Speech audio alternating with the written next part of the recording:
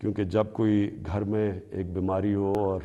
آپ کے پاس پیسہ نہ ہو تو اس سے زیادہ ایک خاندان کی بے بسی کا عالم نہیں ہوتا۔ میں آخر میں آپ کے سامنے، اپنی قوم کے سامنے یہ کہنا چاہتا ہوں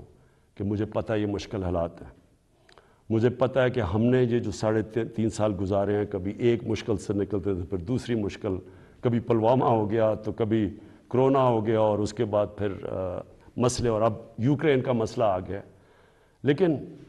یہ میں آج آپ کو کہتا ہوں کہ سارا وقت میری اور میری حکومت صرف ایک چیز سوچتی ہے کہ ہم آپ کے اوپر کس طرح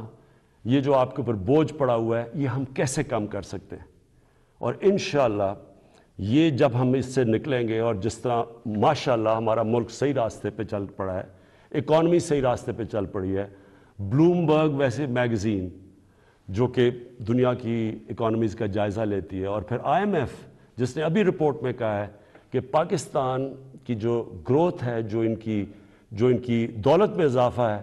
جو ہوتا جا رہا ہے، وہ اب یہ صحیح راستے پہ اور یہ سسٹینیبل ہے۔ یہ بہت بڑی چیز ہے کہ ایک مشکل وقت سے نکل کے آج پاکستان صحیح راستے پہ نکل چکا ہے۔